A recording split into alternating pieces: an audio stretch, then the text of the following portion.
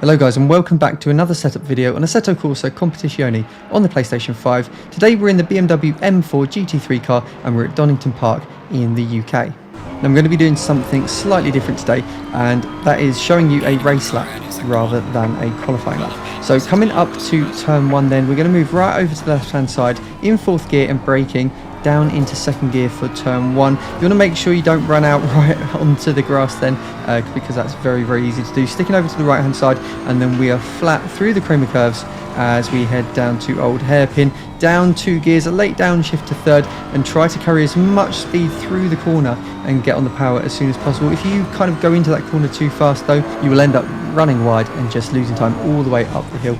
Down into 2nd gear then, and try to keep a little bit of throttle and don't go on the power too early because you can end up losing the rear of the car. And then one of the trickiest braking zones on the track, down to 2nd, then early upshift to 3rd, which enables you to just get on the power a little bit earlier and reduces the risk of losing the rear of the car.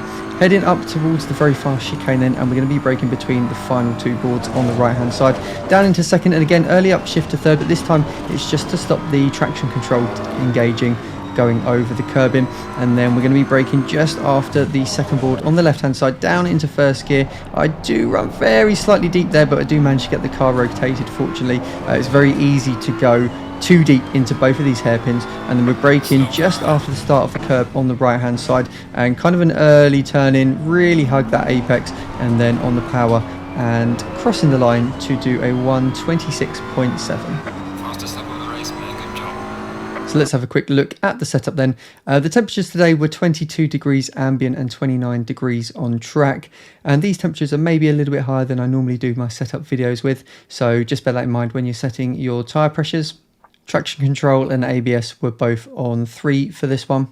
So the fuel was set for the race in this setup. And I think I did my best lap with about 16 litres left in the car. For a qualifying lap, I'd put 14 litres in, and that will give you 3 flying laps. With the mechanical grip, we just tried to go for enough rotation in the car, but not losing too much stability in the long, fast corners. And then the dampers were pretty close to default aggressive, just lowering the fast values a little bit to handle the curbs at the chicane. And then we've got 6 on the rear wing, and raising the front ride height a little bit again, just to handle the curbs a little bit better.